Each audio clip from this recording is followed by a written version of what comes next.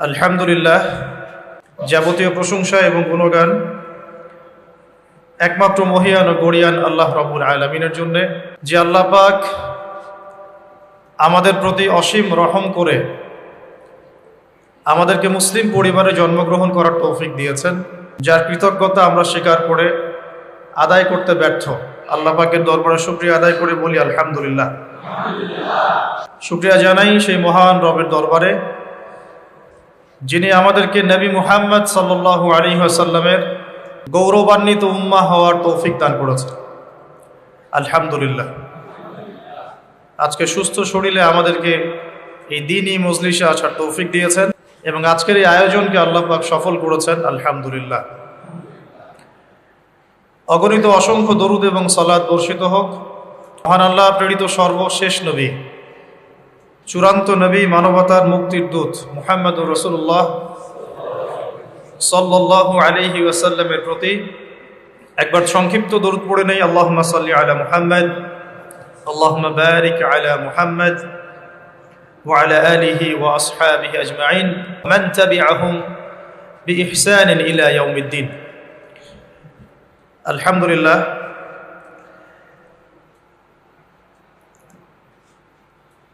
আপনাদের এলাকার নাম হচ্ছে বদরগঞ্জ। বদরগঞ্জ বদরের যুদ্ধ কত হিজরিতে হয়েছিল? বদরগঞ্জবাসী জানেন কিনা বলেন? বদরের যুদ্ধ কত হিজরিতে হয়েছে? বদরগঞ্জবাসীর এই খবর আছে কিনা, জানা আছে কিনা? আপনারা তো জানেন, আলেমরা তো জানেন, আলেমদের কথা বলছি। জি, খ্রিস্টাব্দ না, হিজরি বলেছে। কত হিজরি? সুবহানাল্লাহ, সুবহানাল্লাহ। হ্যাঁ, গুগলে সার্চ দিয়ে বললেন নাকি? উত্তর ঠিক আছে, মাশাআল্লাহ। নবী সাল্লাল্লাহু আলাইহি ওয়াসাল্লাম নবী হয়েছেন 40 বছর বয়সে। কত বছর? আমরা মোবাইল ফোনগুলো বন্ধ রাখি বা পকেটে রাখি, আলোচনা একটু দিলের কান দিয়ে শোনার চেষ্টা করি, আমলের নিয়াতে শোনার চেষ্টা করি। কোনো জরুরত থাকলে একা বের হয়ে যাব, অন্যকে ডিস্টার্ব করবো না। খুব লম্বা আলোচনা করে আসলে ফায়দা নাই। গঠনমূলক সংক্ষিপ্ত কিছু আলোচনা হবে ইনশাআল্লাহ, এবং শুনে বুঝে আল্লাহ পাক আমাকে আপনাদের সবাইকে আমল করার তৌফিক দান করুন। নবী সাল্লাল্লাহু আলাইহি ওয়াসাল্লাম নবী হয়েছেন 40 বছর বয়সে। জন্মগ্রহণের আগে বাবাকে হারিয়েছেন, তারপরে 6 বছর বয়সে মাকে হারিয়েছেন, 8 বছর বয়সে দাদাকেও হারিয়েছেন। বাবার নাম ছিল বাবা আব্দুল্লাহ, মায়ের নাম ছিল মা আমিনা, দাদার নাম ছিল দাদা আব্দুল মুত্তালিব। এরপরে তিনি মানুষ হয়েছেন, চাচার নাম ছিল আবু তালেব। 8 বছর বয়স থেকে নিয়ে বলা যায় 53 বছর পর্যন্ত চাচার গার্ডিয়ানশিপেই ছিলেন। সুবহানাল্লাহ। এই চাচা আবু তালেব নবী সাল্লাল্লাহু আলাইহি ওয়াসাল্লামের জন্যে এবং দ্বীন ইসলামের জন্যে, কারণ তার ভাতিজার দিন তো তারই দিন, এমন কোনো ত্যাগ নাই যা স্বীকার করেন নাই। চাচা আবু তালেব নবী সাল্লাল্লাহু আলাইহি ওয়াসাল্লামকে যে সাপোর্টটা দিয়েছেন, এই সাপোর্টটা আমরা সবাই মিলেও এখনো দিতে পারি নাই। বিশ্বাস করেন? যে সাপোর্টটা নবী সাল্লাল্লাহু আলাইহি ওয়াসাল্লামকে চাচা আবু তালেব দিয়েছেন, এই সাপোর্ট আমরা সবাই মিলেও তাকে দিতে পারি নাই। চাচা আবু তালেব শেষ পর্যন্ত কালিমা পড়েন নাই। সাহাবীরা জিজ্ঞাসা করেছিলেন যে, ইয়া রাসূলুল্লাহ সাল্লাল্লাহু আলাইহি ওয়াসাল্লাম, আপনাকে এত সাপোর্ট দেওয়ার পরে চাচা আবু তালেবের কি কোনোই উপকার হবে না, লাভ হবে না? নবীজি বলেছেন সাল্লাল্লাহু আলাইহি ওয়াসাল্লাম, আমি না থাকলে আমার চাচাকে জাহান্নামের একদম অতল তলে রাখা হতো। আমার কারণে আল্লাহ রাব্বুল আলামিন তাকে জাহান্নামের উঁচু জায়গায় রাখবেন, জাহান্নামের উঁচু জায়গায় রাখবেন, যেখানে আগুন তার পায়ের গোড়ালি স্পর্শ করবে, এতেই তার মগজ টকবক করে ফুটতে থাকবে। আপনারা কি আমার বাংলা ভাষা বুঝতে পারছেন? এমন কোনো সাপোর্ট নাই চাচা দেন নাই। মক্কার প্রায় 13 বছর যখন দাওয়াতি কাজ করছেন নবী সাল্লাল্লাহু আলাইহি ওয়াসাল্লাম, মানুষ গালি দিচ্ছে, কেউ থুতু নিক্ষেপ করছে, কেউ নামাজরত অবস্থায় মাথার উপরে উটের নাড়ি ভুঁড়ি চাপিয়ে দিচ্ছে, কেউ বলছে এই ব্যক্তি জাদুকর, এই ব্যক্তি গণক, এই ব্যক্তি মিথ্যাবাদী, নাউজুবিল্লাহ, এই ব্যক্তি ফারিকুল জামাত বিভক্তকারী, এই ব্যক্তি মাজনুন, পাগল। তাকে আগলে রেখেছেন তার চাচা। মানুষ অর্থনৈতিক বয়কট করছে, চাচা আগলে রেখেছেন। 3 বছর সমাজ থেকে বহিষ্কার করা হয়েছে, গাছের ছাল পাতা খেয়ে থেকেছেন বনু হাশিম, চাচা আগলে রেখেছেন। চাচা ছোটবেলা থেকে তাকে এত মহব্বত করেছেন, তার ছেলেদেরকে নিয়ে যখন খেতে বসতেন, আমাদের নবী সাল্লাল্লাহু আলাইহি ওয়াসাল্লাম একটু লাজুক ছিলেন, তিনি শোরগোল করতেন না, চুপচাপ খেতেন। চাচা আলাদা করে একটা খাবার রেডি করে তাকে আলাদা করে ডেকে খাওয়াতো, কারণ সবার সামনে হয়তো সে বলতে পারছে না, লজ্জা পাচ্ছে, শাই ফিল করছে, বাবা নাই মানুষের সংসারে, হয় না? এটা আপনারা হয়তো সবাই বুঝবেন না, আমরা বুঝি। যারা বাবা বা মা ছাড়া বড় হয়েছে অন্যের সংসারে, তারা এগুলো বুঝতে পারে। নবী সাল্লাল্লাহু আলাইহি ওয়াসাল্লাম এতিমদের প্রতি এত রহমদিল কেন ছিলেন? কারণ তিনি তো এতিম অবস্থায় বড় হয়েছে, তিনি তার কষ্টটা বুঝতেন। আমরা যদি এখানে যদি কেউ এতিম থাকেন, তিনি বুঝবেন এতিমের সাইকোলজি কেমন, তার চাহিদা কেমন, কষ্ট কেমন। আমি তো বারবার বলে আসছি কয়েকদিন থেকেই, আমাদের তো কারো সন্তান মারা যায়নি, আমাদের কারো সন্তানকে তো বোম মেরে বুলেট দিয়ে গুলি করে হত্যা করা হয়নি, আমরা তো সেই লাশ দাফন করি নাই। পৌঁছালেও কলব পর্যন্ত পৌঁছাবে না। আমার সাথে তো এটা হয় নাই। তো ওই দিকে আমি পরে আসতেছি। চাচা আবু তালেব তাকে এত মহব্বত করেছেন, আমি ভাষায় প্রকাশ করতে পারবো। আর আমরা চাচা আবু তালেব সম্পর্কে অনেক সময় আলোচনা করি, কিন্তু তার চাচির কথা ভুলে যায়। তার চাচির নাম ছিল ফাতিমা। কি নাম ছিল? এই নামে তিনি তার মেয়ের নাম রেখেছেন। এই ফাতিমা, তার চাচি, নবী সাল্লাল্লাহু আলাইহি ওয়াসাল্লামকে আলাদা করে ডেকে খাওয়াতেন, মহব্বত করতেন। তিনি কিন্তু তার সন্তান না, অন্য কারো সন্তান। একজন মেয়ের পক্ষে অন্যের সন্তান মানুষ করা চারটাখানি কথা। সতীনের সন্তানই সহ্য করতে পারে না, আর অন্য মানুষের সন্তান নিজের মতো করে মানুষ করা একটা মেয়ের পক্ষে এত সহজও না।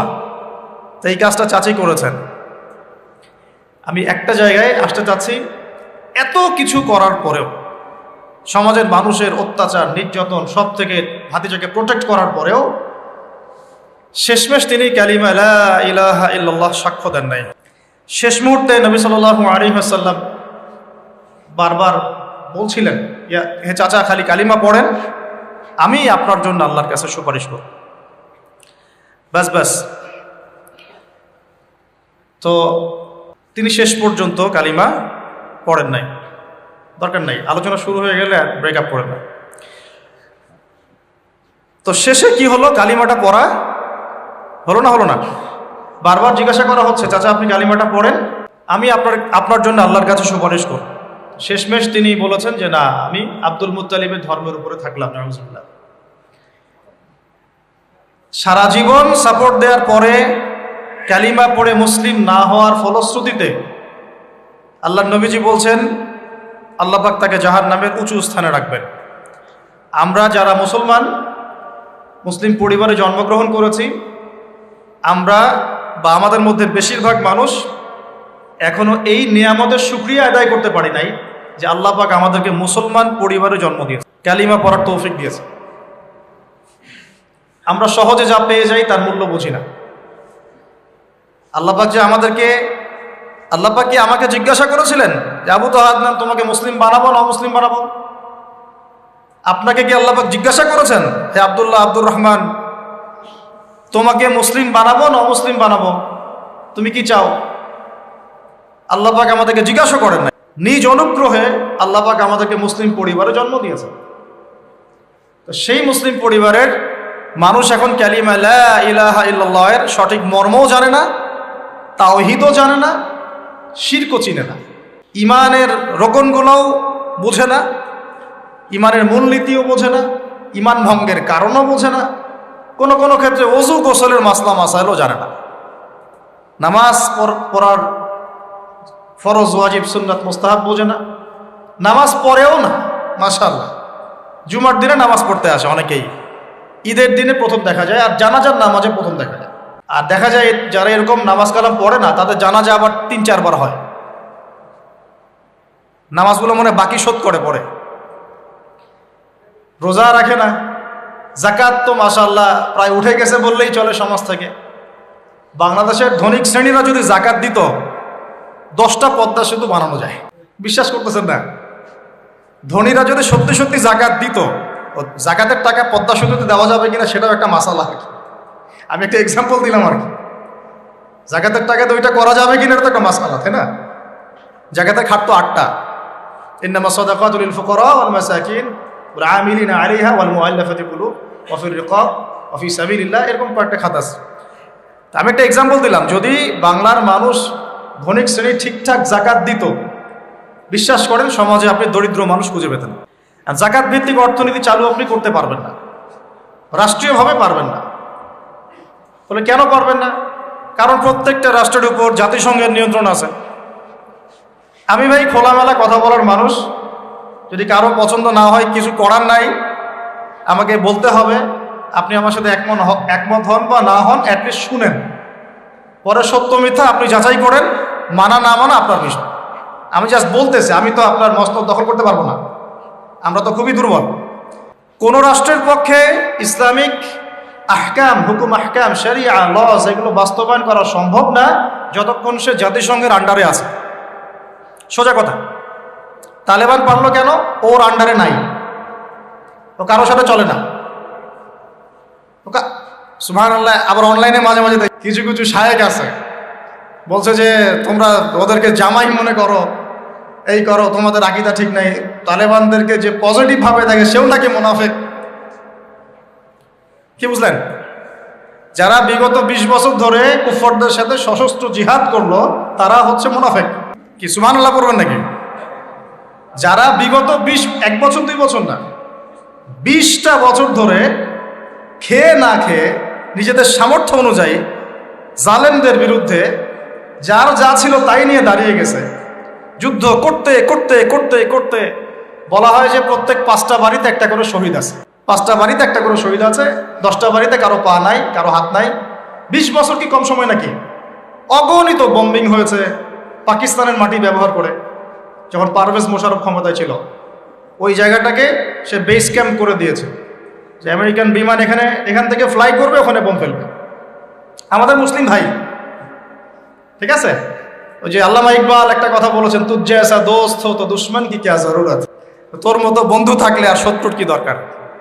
এটা আমরাও ফিল করি এই দাওয়াতের মাঠে কাজ করতে গিয়ে, তুঝ জৈসা দোস্ত হো তো দুশ্মন কি ক্যা জরুরত। তো যাই হোক, তো এরকম 20 বছর যারা একটা জালেম সভ্যতার বিরুদ্ধে যুদ্ধ করেছে, ওরা হয়ে গেছে এখন মুনাফিক, আর এরা হয়ে গেল এখন সহি আকীদার মানুষ। তাহলে যে সহি আকীদার এই কথা বলা হচ্ছে, এটা যে কত বড় ভুল আকীদা সেটা বোঝার কি আর বাকি আছে? উম্মার ক্রান্তি লগ্নেই ইমানদার আর মুনাফিক চেনা যায়। যখন উম্মার একটা সংকট চলে তখন আপনি চিনতে পারবেন কারা ইমানদার কারা মুনাফিক। ভালো অবস্থায় আপনি বুঝতে পারবেন না, সব স্বাভাবিক আছে মনে করেন, এখন আপনি বুঝতে পারবেন না আসলেই কে ইমানদার কে মুনাফিক। উম্মার উপর কোনো বাধা বিপত্তি আসলে তখন বুঝতে পারবেন যে আসলেই কে ইসলামের পক্ষে আছে, কে ইসলামের বিপক্ষে আছে, আর কে ভিতরে ঢুকে ঢুকে শয়তানি করতেছে। আমাদের আলোচনার টপিক এটা না, টপিকে আসতেছি। আমি একটা কথা বলতে চাচ্ছিলাম যে আল্লাহ পাক যে আমাদেরকে জিজ্ঞাসা না করেই মুসলিম পরিবারে জন্ম দিয়েছেন, এই নেয়ামতের শুকরিয়া আমরা আদায় করতে পারবো না যদি সারা জীবন সেজদায় পড়ে থাকি। এখন থেকে নিয়ে আমরা শুধু তাওহীদের অনুসারী হয়েছি, এই কৃতজ্ঞতাই আমরা আদায় করতে পারবো। আমরা দ্বীনের জন্য কিছুই করি নাই, আমাদের দ্বারা ইসলামের বড় বড় খেদমত হয়েছে এমন না। আবু তালেব একা যা করেছেন, আমার মতো 100 জন আবু তালেব তা করতে পারে নাই, পারবে না, এটাই সত্য কথা। আবু তালেব কোন অবস্থায় করেছেন? যখন চতুর্দিক থেকে আল্লাহর নবীকে সবাই ছিছি করছে, গালিগালাজ করছে, হত্যার পর্যন্ত চেষ্টা করছে। পুরো সমাজ একদিকে, আবু তালেব একাই একদিকে। তার কাছে প্রস্তাব দেওয়া হয়েছে, তোমার ভাতিজাকে আমাদের হাতে তুলে দাও, নাহলে আমরা ব্যবস্থা নিব। সে বলছে, আমি আমার ভাতিজাকে তোমাদের হাতে তুলে দিব না যতদিন না আমার দেহ মাটির তলে না যাচ্ছে। হ্যাঁ, তিনি নবীজিকে গিয়ে বলছেন, তা আমার বৃদ্ধ কাঁধের উপর এত বোঝা দিও না ভাতিজা, আমার বয়স হয়ে গেছে, ওরা তোমাকে বলছে তুমি দাওয়াতটা ছেড়ে দাও। তো নবীজি বলছেন, আমার ডান হাতে যদি চাঁদ এনে দেওয়া হয়, বাম হাতে সূর্য এনে দেওয়া হয়, চাচা আমি এই দাওয়াত ছাড়তে পারবো। হয় আমি এই পথে দাওয়াত দিতে দিতে আমার এই দিন বিজয়ী হবে, না হলে আমি হালাক হয়ে যাব। তখন কি হলো? তখন তিনি বললেন যে ওরা তোমার দিকে আসতে পারবে না দলে দলে যতক্ষণ না আমি আবু তলেব দাফন হচ্ছি মাটির তলে। কথা বুঝতে পারছেন? এখন মূল কথাটা হচ্ছে, আমরা যারা মুসলিম পরিবারে জন্মগ্রহণ করেছি এরপরেও আমরা তাওহীদের জ্ঞান অর্জন করছি না, শিরক থেকে দূরে থাকছি না, নামাজ পড়ছি না 5 ওয়াক্ত ফরজ নামাজ, যাকাত দিচ্ছি না, সওম রাখছি না, প্রোটেস্ট্যান্ট মুসলিম হয়েছি, Protestant version of Islam follow করছি, ইসলামের দাওয়াতের কাজ করছি না, দিনের বিজয়ের কোনো ফিকির করছি না। সত্যি কথা বলতে আমাদের দুনিয়াতে থাকার চেয়ে না থাকাই ভালো। আমরা এখন গরু ছাগল। বিশ্বাস করেন আমার কথা, আল্লাহ পাক এই শব্দই বলেছেন সূরা আরাফ, সূরা আরাফের সম্ভবত 189 নম্বর আয়াত, 189। ওয়ালাকাদ বা'দা আউযু বিল্লাহি মিনাশ শাইতানির রাজিম ওয়ালাকাদ যারা'না লিজাহান্নামা কাসীরাম মিনাল জিন্নি ওয়াল ইনস। আল্লাহ পাক বলছেন, আমি প্রচুর জিন আর মানুষকে দিয়ে জাহান্নাম পূর্ণ করব। বলি নাউযুবিল্লাহ। লাহুম কুলুবুন, কেন পূর্ণ করব? তাদের কি অপরাধ ছিল? কি অপরাধে করব? লাহুম কুলুবুন, তাদেরকে কলব দিয়েছিলাম, লা ইয়াফকাহুনা বিহা, বোঝার চেষ্টা করে না। ওয়ালাহুম আযানুন, কান দিয়েছিলাম, লা ইয়াসমাউনা বিহা, শোনে। ওয়ালাহুম আ'য়ুনুন, চোখ দিয়েছিলাম, লা ইউবসিরুনা বিহা, চোখ দিয়ে দেখে নাই, কলব দিয়ে উপলব্ধি করে নাই, কান দিয়ে বলেন শোনে নাই, চোখ দিয়ে দেখে নাই। উলাইকা কাল আনআম, এরা ছিল আনআমের মতো। আনআম কি? আনআম মানে গবাদি পশু, ক্যাটেলস, গবাদি পশু। শুধু তাই না, বালহুম আদল, বরং এর চেয়েও নিকৃষ্ট ছিল। গবাদি পশুকে যে দায়িত্ব দেওয়া হয়েছে ও সেটা পালন করে।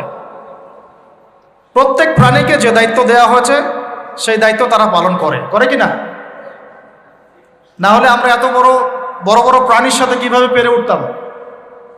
একটা গরু নির্দ্বিধায় জীবনকে সঁপে দিচ্ছে, বিদ্রোহ করছে না, করছে? তো আল্লাহ পাক এই কথা বলছেন, উলাইকা কাল আনআম, তারা হচ্ছে গবাদি পশুর মতো। বালহুম আদল, বরং তার চেয়েও নিকৃষ্ট। কারা? উপলব্ধি করে না, দেখে না, শোনে না। এখন আমাকে উত্তর দেন দেখি, আমাদের মধ্যে এখানে কোন ব্যক্তি আছেন যে চোখে দেখেন না, কানে শোনেন না, উপলব্ধি করেন? আমরা সবাই চোখে দেখি। এই চোখে দেখি কি না? দেখতে পাচ্ছেন তো আপনি? কানে শুনতে পাচ্ছেন কি না? তাহলে আল্লাহ পাক কোন চোখের কথা বলছেন আর কোন কানের কথা বলছেন যেগুলো অন্ধ? বলেন। নিঃসন্দেহে অন্য আরেকটা চোখ আছে, আরেকটা কান আছে, আরেকটা চোখ আছে, কান আছে, এটা কোথায়? কলবে। তাহলে আবু জেহেল আল্লাহর নবীকে চিনতে পারছে না, আবু বকর রাদিয়াল্লাহু আনহু চিনতে পারছেন, তাহলে দুজনের তো বাইরের চোখ একই।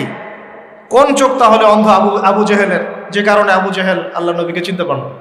এখন বলেন, মুসলমান পরিবারে জন্ম নেওয়ার পরে আমরা যারা নামাজ পড়ি না, যাকাত দেই না, রোজা রাখি না, সামর্থ্য হয়েছে হজ করি না, জুমার দিনে আসি, ঈদের দিনে আসি, হ্যাঁ, সৎ কাজে আদেশ করি না, অসৎ কাজে নিষেধ করি না, কোরআন তেলাওয়াত করা শিখি না, রাসূলের সুন্নাহ মাফিক জীবন করি না, আর অর্থনীতি রাজনীতিতে গেলাম না, ওটা গেলামই না, বাদ, ওটা তো অনেক বড় স্কেল। তাহলে আমাদের কি চোখ আসলেই আছে, কান আসলেই আছে, কলব কি আসলেই জিন্দা, না সত্যিকার অর্থে আমরা গবাদি পশু হয়ে গেছি? আত্মপর্যালোচনা করতে হয় তো। আত্মপর্যালোচনা, মোরাকাবা মানে হচ্ছে আত্মপর্যালোচনা, নিজেদেরকে নিয়ে ভাবতে হবে তো। এখন আপনি আমাকে উত্তর দেন, যেই মুসলমান নামাজ পড়ে না, রোজা রাখে না, দাওয়াতের কোনো মেহনত নাই, দিন প্রতিষ্ঠার সংগ্রাম নাই, কোরআনও তেলাওয়াত করতে জানে না, আল্লাহর পথে সদকা করে না, তাওহীদের জ্ঞান নাই, শিরকের জ্ঞান নাই, সুন্নতের জ্ঞান নাই, বেদাতের জ্ঞান নাই, ঈমান ভঙ্গের কারণ জানে না, ওযু করার মাসালাও জানে না, তো এই মুসলমান সারা বিশ্বে মার খাবে না তো কারা খাবে? আমাকে বলেন, উত্তর দেন। আমার জানা নাই, আমি এগুলো বুঝি না, বুঝতে আসছি। আমি অনেক কিছুই বুঝি না, যে আমার বুঝের সাথে অনেক কিছুই মিলে না। আমার বুঝ এইটা যে মার খাবো না তো খাবে কারা, এটা আমার বুঝ। এখনো যে আমরা বসে আছি এখানে খাই নাই, সেটাই তো আল্লাহ পাকের রহমত। অনেক আগেই তো আল্লাহর গজব আসা উচিত ছিল। নামাজ তো আগেই ছেড়ে দিছো তুমি, যাকাত দাও না, রোজা রাখো না, রসুলের সুন্নাতের কোনো খবরই নাই, প্রতিদিন ক্লিন শেভ করতেছো তুমি, আল্লাহ রাসূলের সুন্নতকে জবাই করতেছো, প্রতিদিন করতেছো, পর্ন দেখতেছো, বাইকে করে মেয়ে নিয়ে ঘুরতেছো, ইউনিভার্সিটিতে গোল হয়ে বসে আসো, মেয়েদের সাথে টাঙ্কি মারতেছো, sorry for my language, available তো এগুলো হচ্ছে, অ্যাভেলেবল। মেয়েরা জেনা করতেছে, বউ ছেলে পেলে, এখন বিয়ে তো কঠিন, এই জন্য এই পথটা বেছে নেয়, এই পথটা সহজ। 5 দিন 7 দিন একটা মেয়ে কিনে ঘুরলে দেখা যায় যে ওই বিছানায় চলে যাওয়া যায়। এখন তো এই যুগ চলতেছে, আগেকার সেই যুগ নাই তো যে চিঠি দিয়ে প্রেম করে, লম্বা প্রেম হয়, পরে বিয়ে হয়। এখন সব দৈহিক সম্পর্ক, 1 মাস একজনের পিছনে, ওটা হয়ে গেছে আর পরের মাসে আরেকটার পিছনে। ইউনিভার্সিটিতে জেনা আর জেনা, জেনা আর জেনা, এমনকি চাকরি ক্ষেত্রেও ফ্রি মিক্সিং, অফিস আদালত, কোর্ট কাচারি, রাজনৈতিক মিছিলে পর্যন্ত ছেলে মেয়ে একসাথে সামনাসামনি, সব জায়গায় এগুলো অধিকার। এই ফ্রি মিক্সিং এর কারণে কি হয়েছে, আমরা জেনাটাকে উন্মুক্ত করে ফেলেছি। এখন আপনি বলেন যে, আমাকে বুঝান যে এইরকম অবস্থায় মুসলমানদের উপরে যদি বিপর্যয় না আসে, কোন সময় আসবে? আসে নাই, আল্লাহ পাকের খাস রহমত। হয়তো আল্লাহ পাক এখন পর্যন্ত সুযোগ দিয়ে রেখেছে। উপলব্ধি যে সবাই করে না এমনও না, বহু মানুষ উপলব্ধি করে, কিন্তু তাদের সংখ্যা নিতান্তই কম। আর তাদের মধ্যে আবার বিভক্তি আছে, বিভক্তি আছে, অনৈক্য আছে, আপোষে হিংসা বিদ্বেষ পরশ্রীঘাতরতা আছে, তারা আবার ইউনাইটেড না। তো বদরগঞ্জবাসীর জানা উচিত যে বদরের যুদ্ধ হয়েছে 2য় হিজরিতে। কত হিজরি? 2য় হিজরিতে। আল্লাহ নবী সাল্লাল্লাহু আলাইহি ওয়াসাল্লাম এই চাচার সংসারে মানুষ হয়েছেন প্রায় 53 বছর পর্যন্ত। এই চাচাই তাকে বিয়ে দিয়েছেন 25 বছর বয়সে। তার আগে চাচার ব্যবসা তিনি সামলেছেন। ওই ব্যবসার এক কাফেলা খাদিজা রাদিয়াল্লাহু আনহার অর্থ ছিল। এই ব্যবসা দিয়ে তাকে টেস্ট করলেন, দেখলেন আমানতদার, সুদর্শন, মাশাআল্লাহ উন্নত চরিত্রের মানুষ, উন্নত রুচিবোধের মানুষ, আল্লাহ আমিন, বিশ্বস্ত। বিয়ের প্রস্তাব পাঠালেন। চাচা বিয়ে তার সাথে, খাদিজা রাদিয়াল্লাহু আনহার সাথে। তখন তার বয়স কত ছিল? 25। তার বয়স কত? 40। আর আমাকে এই সেকুলার সমাজকে আমরা বলতে চাই, আমি বলতে চাই অ্যাটলিস্ট, মনে করেন কথার কথা যে আমার স্ত্রীর বয়স 40, আমার বয়স 25। এখন আমরা একে অপরকে মহব্বত করি, ভালোবাসি, আমরা সংসার জীবনে হ্যাপি, সুখী, আমাদের সন্তান সন্ততিও হচ্ছে। এমন না যে আমরা মেডিকেল সায়েন্সের ভাষায় এই দিকে আমরা অক্ষম। মহব্বত আছে, দুজন দুজনকে পেয়ে সুখী, একে অপরকে ভালোবাসি, সন্তান হচ্ছে। আপনার কোনো সমস্যা? আমি আমার এই ম্যারিড লাইফে আমরা হ্যাপি, আপনার কোনো সমস্যা? আমার স্ত্রীর বয়স 40, আমার বয়স 25। মনে করেন আমার বয়স এখন কত চলছে, 32-33 হবে আর কি, সূর্যের হিসেবে। কিন্তু বয়স কিন্তু ফিক্স হয় চন্দ্রের হিসাবে, আমরা সূর্য হিসাব করি। এখন ধরেন আমি একটা বিয়ে করলাম, ধরেন ধরেন ধরেন তো স্ত্রীর বয়স মনে করেন 16 বছর। কত? মনে করেন 16 বছর। 16 বছর একটা মেয়ের কি হায়েজ হয়? হায়েজ হয়? হায়েজ বোঝেন? আচ্ছা, সে কি সন্তান জন্মদানে সক্ষম? সক্ষম। সে কি ম্যাচিউরড, ফিজিক্যালি স্ট্রং? এখন ওর বয়স 16, আমার বয়স 32, ডাবল। 16 দুগুণে 32 না? তাই তো, অঙ্ক ভুলে গেছি ভাই। আচ্ছা, ও আমার সাথে হ্যাপি, আমি তার সাথে হ্যাপি, সন্তান জন্ম হচ্ছে, দুজন সুখে আছি, মহব্বতের সাথে আছি, সুস্থ আছি। কোনো সমস্যা আপনার? তো এই হলো অবস্থা। সার্কাস। 16 বছরের মেয়ে, আপনার মেয়ে, আপনি বিয়ে দিতে পারবেন না। বলবেন যে আপনি রাষ্ট্র আইনের বিরুদ্ধে কথা বলছেন। না, আমি বিরুদ্ধে কথা বলছি। আমি বুঝাচ্ছি যে এটা কতটা অসার একটা আইন। 16 বছরের একটা মেয়ে যদি জেনা করে, আপনি উৎসাহিত করছেন। 16-17 বছরের মেয়েরা জেনা করে না? স্কুলে, কলেজে, বিশ্ববিদ্যালয়ে, এইখানে ওইখানে।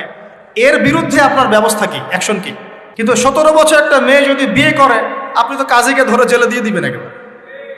এখন বলেন এটা কি আমি মানতে বাধ্য? এখন জোর করে চাপাই দিলেন, ল করে দিলেন, মানতে বাধ্য হয়ে গেলাম। তা আসলে কি কোরআন সুন্নাহ সমর্থিত হলো? এখন জবাব দিবেন আল্লাহর কাছে আপনি? জনগণ কিছুই বলতে পারবে না। আমরা শুধু জ্ঞানতাত্ত্বিক একটা ডিবেট করলাম এবং আপনাকে দেখালাম যেটা একটা অসার। তারপরেও যেটা হয়েছে হোক, অ্যাটলিস্ট বিয়েটা সহজ করলে ভালো হতো। বিয়েটা কঠিন হয়ে গেছে, এই জন্য এটা জেনার রাস্তা বেছে নেয়।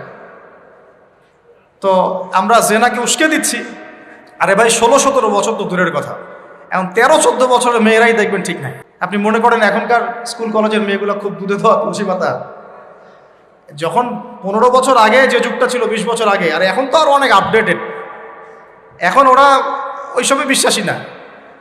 গল্প করে যে কার কয়টা, কার কয়টা। কোনো ভাই হাসেন না, কোনো ক্ষেত্রে মাদ্রাসাও এর থেকে মুক্ত হয় নাই। আমাদের দিকেও তো বলতে হবে, ইনসাফ করতে হবে। তো বহু মাদ্রাসাতেও জেনার ঘটনা ঘটছে এখন, কারণ এটা পর্নোগ্রাফির যুগ। কিসের যুগ? একজন টিচার যদি কোরআনে হাফেজ হয়, আলেম হয়, এবং একই সাথে যদি পর্নে এডিক্টেড হয়, সেই ব্যক্তির দ্বারা ধর্ষণ হতে পারে, যদিও সে হাফেজ, যদিও সে আলেম, যদিও সে দায়ী, whoever he is। এরকম ঘটনা ঘটছে। কোনো ক্ষেত্রে ছেলের সাথে জেনা পর্যন্ত হচ্ছে। হয় নাই ভাই? আমি কি বানায় কথা বললাম? যেই করুক এটা পাপ। শাস্তিও আবার কি? ধর্ষণের শাস্তি কি? ইসলামের শাস্তি কি? মৃত্যুদণ্ড। কয়টা কার্যকর করতে পারবেন আপনি? তো সব দিকে সমস্যা। আমি যে পয়েন্টে আছে এখানে চলে আসেন। এখানে সাউন্ড বন্ধ করেন। সেটা হলো, তার বয়স তখন 40, আমাদের নবীজির বয়স 25। ম্যারিড জীবনে হ্যাপি, 6টা সন্তান হয়েছে। কয়টা? আর নবী সাল্লাল্লাহু আলাইহি ওয়াসাল্লাম খাদিজা রাদিয়াল্লাহু আনহার কাছ থেকে যে মমতা, যে ভালোবাসা, যে সাপোর্ট পেয়েছেন, এটা বিরল। এই যুগে এমন মেয়ে পাওয়া হয়তো বা সম্ভব, কারণ এই যুগে তো আমরাও সাহাবীদের মতো না। আমরা যদি সাহাবীদের মতো না হতে পারি, আমরা মহিলা সাহাবীদের মতো স্ত্রী আশা করি কিভাবে? তো বিয়ে হলো, মাশাআল্লাহ। এখন নবী সাল্লাল্লাহু আলাইহি ওয়াসাল্লামের কাছে সমাজের জাহিলিয়াত ভালো লাগে না। বোঝার চেষ্টা করি, কি জাহিলিয়াত ভালো লাগে না? তিনি দেখেন যে মক্কার মানুষ মূর্তি পূজা করে, তিনি দেখেন মক্কার মানুষ সুদ খায়, মক্কার মানুষ জেনা করছে, মাদক খাচ্ছে, হানাহানি মারামারি কাটাকাটিতে আছে। তার এগুলো ভালো লাগে না। তিনি এখান থেকে সরে যান, দূরে দূরে থাকেন। হেরা পাহাড় আছে, হেরা গুহা, ওই পর্বতের গুহায় তিনি একা একা নির্জনতা অবলম্বন করেন। কারণ যখন আপনি একটা ভালো রাস্তায় থাকবেন, সমাজের অন্যান্য খারাপ বিষয়গুলো আপনার পছন্দ হবে না, নিজে থেকে ভালো লাগবে না। এই যে আমি যতটুকু ইমানদার, পাশে কনসার্টের গান কানে আসলে আপনার খারাপ লাগে না? লাগে তো? আপনি বুঝতে পারেন না? চোখের মধ্যে খারাপ কিছু পড়ে গেলে আপনার খারাপ লাগে, মনে হয় যেখান থেকে চলে যেতে পারলেই বাঁচি। আপনি বাসে যাচ্ছেন, দেখলেন যে ড্রাইভার গান ছেড়ে দিল, দিদি তেরা দেবার দিওয়ানা, আর বাসে কেন জানি এইসব গানই বাজে। আমরাই নাকি ভাষার জন্য আবার যুদ্ধ করেছি, লজ্জা আমাদের। আমরাই নাকি ভাষার জন্য রক্ত দিয়েছি, কিন্তু আমাদের সব কেন জানি হিন্দি সংস্কৃতি। হ্যাঁ, তো কত বড় ভণ্ডামি আমাদের মধ্যে আছে দেখেন। ভাষার জন্য আমরা লড়াই করেছি, জীবন দিয়েছি, গর্বের। এটা অবশ্যই আমাদের জন্য গর্বের, কিন্তু আমাদের ঘরে ঘরে এখন হিন্দি কেন? ঘরে ঘরে হিন্দি কেন? তাহলে আমরা কি এটা কি দিবস পালন করার বিষয়, না আদর্শ লালন করার? কোর্ট কাচারি, অফিস আদালত সবকিছুর ভাষা হচ্ছে ইংরেজি, ওখানে বাংলা চলে না কেন? আমরা কি ইংরেজির জন্য যুদ্ধ করেছি? এই উপমহাদেশ 200 বছর শাসন করেছে ব্রিটিশরা, ওরা চলে গেছে, 200 বছর পিটিয়েছিল খুব আমাদেরকে। তারপর আমাদের বাপদাদারা যুদ্ধ করে ওদেরকে এখান থেকে তাড়িয়ে দিয়েছে। কিন্তু ওরা চলে গেলেও ওদের কোনো সুন্নত নিয়ে যায় নাই, ওদের সব সুন্নত দিয়ে গেছে। কোর্ট কাচারির সুন্নত দিয়ে গেছে, অর্থনৈতিক ব্যাংকিং সুন্নত দিয়ে গেছে, রাজনৈতিক সুন্নত দিয়ে গেছে, এমনকি পোশাক আশাকের সুন্নতও দিয়ে গেছে, এমনকি বাথরুমের টয়লেট ওইটাও দিয়ে গেছে। সবখানে এখন হাই কমোড, ব্রিটিশ ইংলিশ। তো ওরা কি আসলেই চলে গেছে? আর আমরা কি আসলেই স্বাধীন? কে বলবে এগুলো আর কে ভাববে? আর মানুষ এগুলো কবেই পজিটিভলি নেওয়ার চেষ্টা করবে আল্লাহ ভালো জানেন। বাট আমরা বলে যাচ্ছি, ইনশাল্লাহ একদিন না একদিন ইসলাম হবে ইনশাল্লাহ। আল্লাহ পাক যেন সহজ করেন এবং কবুল করেন।